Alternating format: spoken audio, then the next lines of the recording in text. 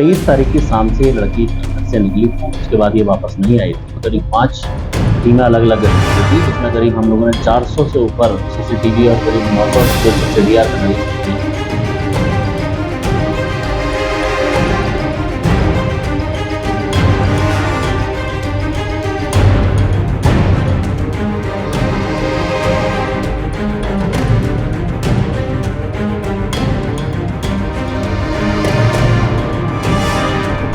हरिद्वार की police duty थी एक गुत्थी सुलझाने में। मौत एक लड़की की हुई थी, जिसका शव रुड़की हरिद्वार हाईवे पर मिला था। लड़की के शव का पोस्टमार्टम हो चुका था। उसके शरीर से कई सैंपल लेकर मेडिकल और फॉरेंसिक जांच के लिए भेजे गए। शरीर से मिले सैंपल ये बता रहे थे कि जिस लड़की की मौत सड़क हादसे की वजह से लग रही थी, दरअसल वो हत्या और सामूहिक दुष्कर्म का मामला था। पुलिस उस लड़की के शव का शिनाख्त कर रही थी। तभी एक महिला पुलिस के पास आती है और अपनी बेटी के मिसिंग होने की शिकायत दर्ज कराती है। पुलिस ने मामला दर्ज करने के बाद छानबीन शुरू की तो इस केस से जुड़े जो राज खुले, उसे देख पुलिस वालों के भी होश फाख्ता हो गए।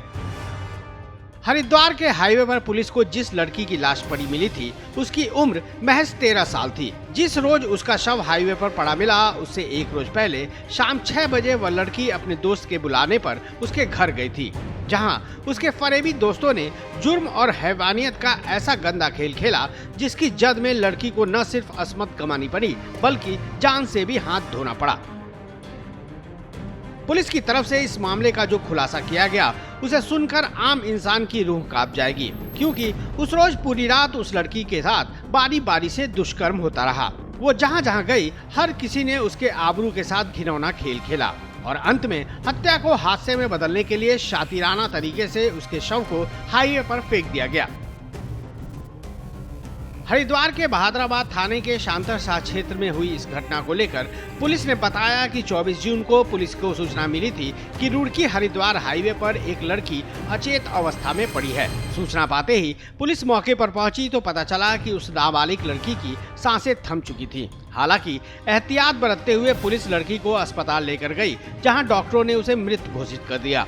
मामला एक छोटी बच्ची का था, इसलिए पुलिस ने बड़ी ही संवेदनशीलता के साथ उस लड़की का बिसरा और वेजाइनल स्वाब के साथ साथ दूसरे सैंपल लेकर जांच के लिए फॉरेंसिक लैब भेज दिया।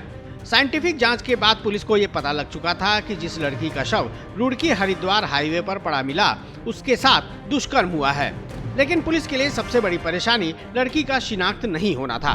पीएम के लिए एक पैनल से और साथ में वीडियोग्राफी के साथ हम लोगों ने और साथ में उसमें डीएनए को प्रिजर्व करने के साथ साथ बिसरा प्रिजर्व और हम लोगों के द्वारा उसमें जो वेजाइनल स्वैब है उसको भी उसकी भी जांच के लिए आग्रह किया गया था।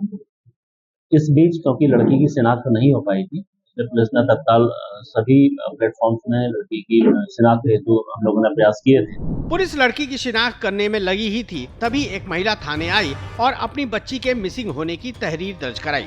महिला ने बताया कि उसकी लड़की बीते 23 जून को घर से निकली थी, जो अब तक वापस नहीं लौटी है। अब चूंकि पुलिस पहले से एक लड़की के घर वालों की तलाश कर रही थी, ऐसे में पुलिस ने उस महिला से लड़की के शव की पहचान कराई। महिला ने बताया कि वो उसकी ही बेटी है।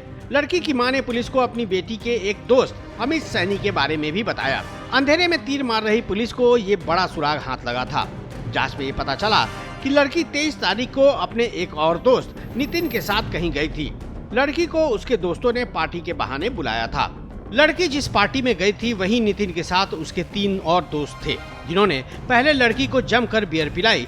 बियर पीने के बाद चारों लड़कों ने नशे की हालत में लड़की से सामूहिक दुष्कर्म किया। पुलिस के द्वारा जब पूछताछ की गई तो ये पता लगा था कि ये लड़की एक नितिन नाम के लड़के के साथ, जो ये मृतका का जो दोस्त है उसका भाई था, उसके साथ निकली थी और नितिन के साथ 3 दोस्त अन्य थे, इनके द्वारा ये एक बुलेट मोटरसाइकिल में गई थी। उसमें इनके द्वारा इस लड़की को पार्टी के बहाने बुलाया गया था और साथ में इसको नशा भी कराया गया। लड़की को बियर पिलाया गया। जब इसका अत्यधिक नशा हो गया तो उनके द्वारा इसको रेप इसके द्वारा इससे किया गया। पुलिस के मुताबिक घटना के बाद चारों आरोपी आधी रात लड़की को उसके घर के सामने छोड़कर चले गए। धमकी भी दी कि अगर किसी के सामने मुंह खोला तो अंजाम और भी ज्यादा बुरा होगा। पुलिस के मुताबिक नशे की हालत और सामूहिक दुष्कर्म की शिकार डरी सहमी लड़की अपने घर जाने के बजाय अपने दोस्त अमित सैनी के पास मदद के लिए पहुंची। यहाँ अमित ने भी उसके साथ दुष्कर्म कर डाला। लड़की ने जब अपने साथ हुई घटना के बारे में अमित को बताया तो अमित आग बबूला हो गया और उसने पीड़ित लड़की के साथ मारपीट शुरू कर दी।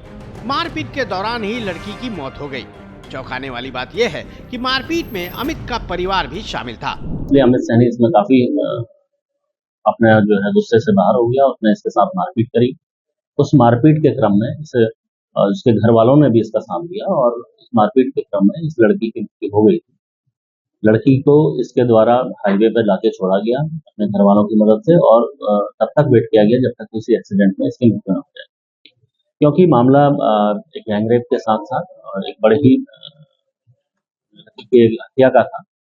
इसलिए पुलिस ने तत्काल सभी हम लोगों ने पहलुओं को ध्यान में रखते हुए एसपी सिटी के नेतृत्व में करीब 5 टीमें अलग अलग गठित की थी, जिसमें करीब हम लोगों ने 400 से ऊपर सीसीटीवी और करीब 900 से ऊपर सीडीआर का एनालिसिस किया।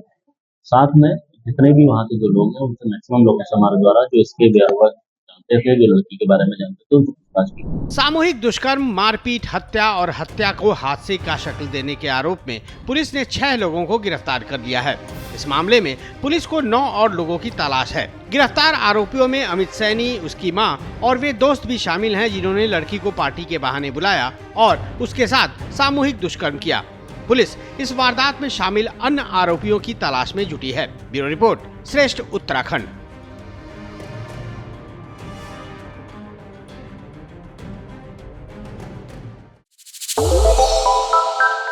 श्रेष्ठ उत्तराखंड पर खबरों से जुड़े रहने के लिए चैनल को सब्सक्राइब और लाइक करें, बेल आइकन दबाएं और देखते रहें श्रेष्ठ उत्तराखंड।